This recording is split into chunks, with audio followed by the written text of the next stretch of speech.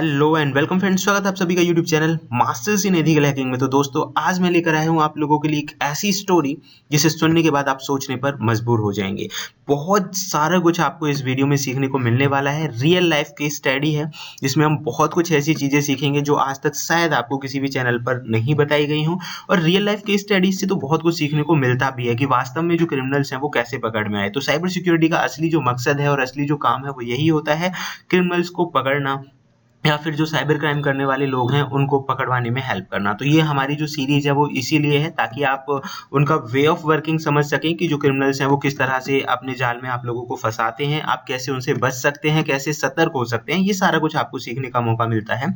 तो चलिए गाइस, ज़्यादा टाइम ना वेस्ट करते हुए शुरू करते हैं आज की इस इंटरेस्टिंग स्टोरी को। चैनल पे नए हैं तो सब्सक्राइब जरूर करें ताकि आपको बेहतरीन इन्फॉर्मेशन यहाँ से लगातार मिलती रहे। तो सबसे पहले मैं आपको बता देता हूँ आज की जो हमारी स्टोरी होने वाली है that is related to Facebook. मतलब फेसबुक की ये कहानी है जहाँ पे फेसबुक से एक लड़की का एक फ्रेंड बनता है और बाद में वो 4 लाख रुपए का फ्रॉड उसके साथ हो जाता है।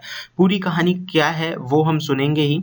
उससे पहले मैं आपको कुछ और चीज़ें बताना चाहूँगा कि इस पूरी स्टोरी से आप क्या क्या सीख सकते हैं। देखिए, सबसे इम्पोर्टेंट ये है कि स्टोरी अपनी जगह है, लेकिन हमारा क्या बेनिफिट हो सकता है कि अगर आप एक साइबर एक्सपर्ट्स भी हैं या एक स्टूडेंट्स भी हैं तो आपको क्या क्या इससे सीखने का मौका मिल सकता है। तो सबसे पहले मैं आपको बता देता हूँ, इस तरह की स्टोरी से आपको ये पता चलेगा कि किसी भी केस को स्टडी कैसे करते हैं, किस किस पॉइंट पे आप ध्यान दे सकते हैं। और अगर कोई भी इलीगल कंटेंट है, मान के चलो फेसबुक पर भी आजकल बहुत सारे फ्रॉड्स हो रहे हैं जहां आपके नाम का कोई फेक प्रोफाइल बना लेता है, ब्लैकमेलिंग करता है, कंटेंट डाल देता है जो आप नहीं चाहते कि नहीं होना चाहिए। तो उसकी रिपोर्ट कैसे कर सकते हैं अलग अलग जगह पे, आईपीडीआर क्या चीजें होती हैं और किस तरह से इन्वेस्टिगेशन में ये हेल्प करती हैं। एक वर्चुअल नंबर से रिलेटेड कोई जानकारी निकाल सकता है या नहीं निकाल सकता है, निकाल सकता है तो किस हद तक पॉसिबिलिटीज हैं कि हम वर्चुअल नंबर से रिलेटेड जो जानकारी है वो निकाल सकें। और ऐप एक्सेस रिकॉर्ड क्या चीज होती है ना, क्योंकि आज का जो हमारा केस है इसमें आपको पता चलेगा कि ऐप एक्सेस रिकॉर्ड और लॉग रिकॉर्ड्स की मदद से ही जो क्रिमिनल है वो पकड़ में आया था। दूसरा है कि अगर आपके साथ ऐसी कोई घटना होती है तो आपको क्या स्टेप्स लेने चाहिए। ये सारा कुछ आज आपको सीखने का मौका मिलेगा। तो चलिए गाइस, शुरू करते हैं। सबसे पहले मैं आपको स्टोरी बताना चाहूंगा जो फ्रॉड हुआ था फेसबुक की मदद से, वो वास्तव में जो टोटल स्टोरी है वो क्या है। सबसे पहले there is the main thing कि यहाँ पे एक लड़की है जिसका फेसबुक पे एक फ्रेंड बन जाता है। आजकल आप लोगों ने देखा होगा ये चलन बहुत ही ज्यादा बढ़ गया है। फेसबुक, इंस्टाग्राम और ऐसे सोशल मीडिया प्लेटफॉर्म से बहुत सारी रिक्वेस्ट जो हैं वो आती रहती हैं। और खास तौर पर जब लड़की का प्रोफाइल हो तो कॉमन सी बात है, रिक्वेस्ट बहुत सारी ऑटोमेटिकली आ ही जाती है। तो वहाँ उस लड़की का एक फ्रेंड बना जिसे वो अच्छे से नहीं जानती थी।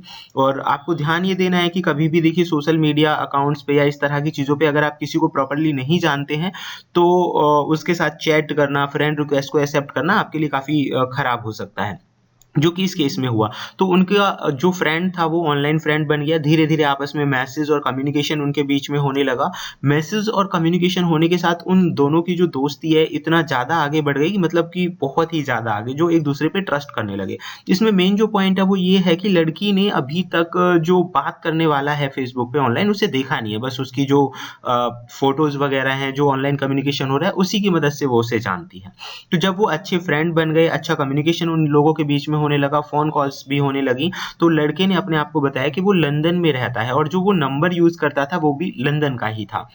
वो लड़की को लगा कि ये श्योर होगा। उसने अपने आप को इतना हाई प्रोफाइल और मिलेनियर्स दिखाया जिससे लड़की को पूरी तरह ट्रस्ट हो गया कि हाँ, ये वास्तव में ही काफी रिच भी है, मतलब अच्छा भी था। तो एग्जैक्टली दोनों में कम्युनिकेशन होता रहा और कुछ समय बाद ही लड़की के पास एक फोन कॉल आता है, जो कि वही जो फोन कॉल है वो एक कुरियर कंपनी की तरफ से आता है। और उसमें उनसे बोला गया कि मैम, आपके नाम का एक कुरियर आया हुआ है और उसके लिए आपको कुछ पे करना पड़ेगा। तो कुरियर तो आया हुआ है, तो लेकिन कुरियर कंपनी वाला जो बंदा है वो उन्हें बोलता है कि आपका जो कुरियर आया हुआ है ना, इसमें पैसे आए हुए हैं और कुरियर के जरिए पैसे भेजना तो गलत है और ये क्राइम है। वैसे ऐसा होता नहीं है, फिर भी मैं आपको अलाउ कर रहा हूँ, लेकिन इसके लिए आपको ना 75,000 का चार्ज देना होगा, तभी मैं आपको ये पैसे डिलीवर कर सकता हूँ। तो 75,000 एक बड़ा अमाउंट है। ऐसा सुनकर लड़की ने जिस लड़के से बात होती थी उससे पूछा कि क्या तुमने कुछ भेजा है। तो लड़का बोलता है कि हाँ, मैंने तुम्हारे लिए एक कैश भेजा था, इसमें कोई 50 से 55 लाख रुपए होंगे और मैं तुम्हें सरप्राइज देना चाहता था, बट अब ये तुम्हें पता चल ही गया है तो कोई बात नहीं, आप इसका जो अमाउंट है वो पे कर लो, मतलब जो जितना भी आपको अमाउंट बताया गया है 75,000 वो आप पे करके इसे ले सकते हो। तो लड़की को लगा कोई बात नहीं, जब इतना बड़ा अमाउंट है तो देखो इतना बड़ा अमाउंट देखकर उसके लिए आपको सिर्फ 75,000 देने तो कोई बहुत बड़ी बात नहीं है। तो लड़की ने 75,000 पे कर दिए। उसके नेक्स्ट टाइम लड़की के पास फिर दोबारा से कॉल आता है नेक्स्ट डे, जब वो 75,000 पे कर देती है कि मैम इसमें एक दूसरा बॉक्स भी है जिसमें कुछ ज्वेलरी है और ज्वेलरी का 3,25,000 आपको अलग से देना होगा। तो लड़की ने वही कंफर्मेशन जैसे किया कि उसने बोला कि हाँ मैंने कुछ डायमंड नेकलेस और रिंग वगैरह आपके लिए भेजी थी, तो वो भी, पर चलो सरप्राइज तो खत्म हो ही गया है। तो दैट मीन्स कि लड़की पूरे ट्रस्ट में थी कि उसके साथ ऐसा कुछ नहीं होगा। उसने 3,25,000 रुपए भी ट्रांसफर कर दिए। इस तरह से टोटल 4 लाख रुपए जो है उसके अकाउंट से जा चुके थे। उसके अगले दिन जब उसने फ़ोन किया, बात की, कुछ भी किया, तो जो कॉल जो भी था मतलब कुरियर वाला था उसका भी फ़ोन नहीं मिल रहा था, और सेकेंडली जो लड़के से वो बात करती थी अब उससे भी कोई कनेक्शन उसका नहीं बन पा रहा था। ना तो फ़ोन नंबर मिल रहा है और ना ही ऑनलाइन मैसेजिंग के ज़रिए उससे बात हो पा रही है। दैट मीन्स यहाँ से ये बात तो क्लियर हो गई कि एक बहुत बड़े ऑनलाइन फ्रॉड का वो शिकार हो चुकी है। इस केस को सॉल्व करने के दौरान कौन-कौन से स्टेप्स लिए गए वो मैं आपको बताता हूँ कि सबसे पहले इस तरह के केसेस में आपको ये ध्यान देना चाहिए कि किस-किस पॉइंट पे आपको ध्यान रखना चाहिए। तो इन शॉर्ट में मैं कहानी पूरी करता हूँ, फिर मैं आपको बताऊँगा कि किस तरह से पॉइंट्स को नोट किया जाता है।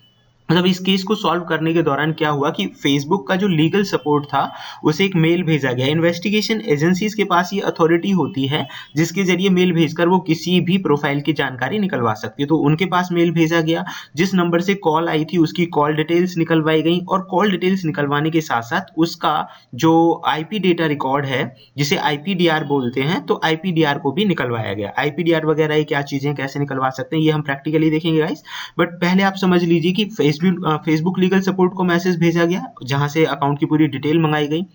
जो लंदन वाला नंबर था वो वर्चुअल नंबर था, लेकिन जो कुरियर वाला नंबर था वो इंडिया का ही नंबर था। तो यहाँ पे उस नंबर की पिछले 1 महीने की जो भी एक्टिविटीज हैं उनका रिकॉर्ड मंगवाया गया, साथ के साथ ऐप एक्सेस रिकॉर्ड भी मंगवाया गया, क्योंकि देखिए अगर कोई एप्लीकेशन एक्सेस अगर वो कर रहे हैं तो उसका रिकॉर्ड मंगवाया गया। और एप्लीकेशन एक्सेस रिकॉर्ड के अंदर उन्हें ई कॉमर्स पोर्टल का एक लिंक मिला, यानी कि जब उन्होंने ऐप एक्सेस रिकॉर्ड मंगवाया तो वहां उन्हें पता चला कि इसी आईपी से उसने एक ई कॉमर्स वेबसाइट को भी कुछ चीजें मंगवाई हैं, मतलब कुछ चीजें उसने परचेज की हैं, लेकिन वो ऑर्डर जो है उसका कैंसिल हो गया है। इसकी वजह से वो ऑर्डर डिलीवर नहीं हुआ था। तो देखिए जनरली ऐसे केसेस में जब डिलीवर नहीं हुआ है तो ई कॉमर्स पोर्टल को एक मैसेज भेजा गया जिससे उसकी जो परचेज करने वाली थी, ऑर्डर करने वाले की जो डिटेल्स थी वो मंगवा ली गई, और ऑर्डर करने वाले की डिटेल्स में उसका आईपी लोकेशंस और ऐसी कुछ खास चीजें मिली जिससे जो क्रिमिनल है वो पकड़ में आ गया। तो ये थी हमारी पूरी स्टोरी। अब हम इसके पॉइंट ऑफ व्यूज पे फोकस करेंगे कि इसे किस किस तरह से सॉल्व किया गया, सारी चीजों पे हम ध्यान देंगे। सबसे पहले मैं आपको बता दूं कि ये केस तो आपकी समझ में आ ही गया होगा। तो सबसे पहले आप इस तरह की जो भी केसेस हैं आपको ध्यान से सुनना चाहिए कि पूरी जो प्रोसेस है उसके दौरान कौन-कौन सी चीज़ों का इस्तेमाल हुआ है, और जो हैकर है या जो क्रिमिनल है या स्कैमर्स जो है उसने कौन से मेथड्स का इस्तेमाल किया है, ये जानना सबसे ज़्यादा ज़रूरी है। तो एक तरह का स्कैम ही था ये। देन हर पॉइंट को आप क्लियरली सुनिए। दूसरा है एफबी प्रोफाइल की जो इन्फॉर्मेशन है वो पर्सनली भी आप कलेक्ट कर सकते हैं। किस हद तक कर सकते हैं वो मैं आपको बताऊँगा। बाकी गवर्नमेंट एजेंसीज के पास तो प्रोसीजर होता है ये डिटेल निकलवाने का, ठीक है? तो एफबी प्रोफाइल की डिटेल्स निकलवाना, प्रोफाइल को खुद से चेक करने में आपका जैसे पिक्चर हो गया, स्टेटस हो गया, फ्रेंड डिटेल्स हो गया, इन्हें आप खुद इन्वेस्टिगेट कर सकते हैं। कॉलर की इंफॉर्मेशंस को जिन नंबर से कॉलिंग हुई है उन पॉइंट्स पे भी आपको ध्यान रखना है, मतलब कि ए टू जेड जितनी भी चीजें उस प्रोसेस में यूज हुई हैं, चाहे वो आईपी एड्रेस पे आपको ध्यान रखना है, फोन नंबर्स पे आपको ध्यान रखना है, प्रोफाइल पे आपको ध्यान रखना है, और अगर कोई ट्रांजेक्शन हुआ है जैसे कि भाई पेमेंट हुई है उनकी, तो ट्रांजेक्शन कंपनी की डिटेल्स वगैरह पे भी आप ध्यान दे सकते हैं। मतलब इन पॉइंट्स पे काम किया जा सकता है। और अगर ये पूरा केस सुनने के बाद आपके मन में कोई एक्स्ट्रा पॉइंट आता है तो वो आप मुझे कमेंट बॉक्स में बता सकते हैं कि भाई इस पॉइंट पे भी ध्यान दिया जा सकता है। तो गाइस ये था हमारा अभी तक का मतलब पूरा, इन पॉइंट्स पे कैसे ध्यान दिया गया और क्या-क्या हम इस पे काम कर सकते हैं, ये हम जानेंगे अपने नेक्स्ट पार्ट में। तब तक के लिए देखते रहिए YouTube channel masters in ethical hacking. Thank you friends.